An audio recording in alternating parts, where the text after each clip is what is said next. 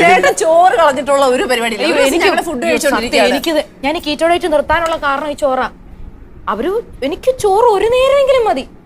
അവസാനം ഞാൻ ആ ജിമ്മിലോട്ട് പോകാണ്ടായി. നമുക്കത് മാക്സിമം എന്ത് സംഭവിക്കും, നമ്മൾ കുറച്ച് മെലിയും, ഇത്രയല്ലേ ഉള്ളൂ. അല്ലല്ല, ചോറ് കഴിക്കാതെ നമ്മൾ കുറച്ച് മെലിയും. അതിനുവേണ്ടി നമ്മൾ ഏറ്റവും ഇഷ്ടമുള്ള ഒരു കാര്യം വേണ്ടെന്ന് വെക്കേണ്ട എന്ത് കാര്യമുള്ളത്?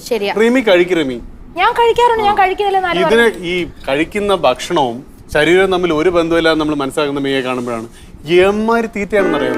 ആ പ്രൊഡ്യൂസർ സൈഡിൽ പോയിരുന്നിട്ട് ഇങ്ങനെ നോക്കും. അല്ല, അത് ചിലർക്കും എന്റെ അനിയത്തൊക്കെ എങ്ങനെയാ ഈ മെറ്റബോളിസം കൂടുതലാണ്. അതാണ് സംഭവം. എന്താ ദഹിപ്പിച്ച് കളയോ?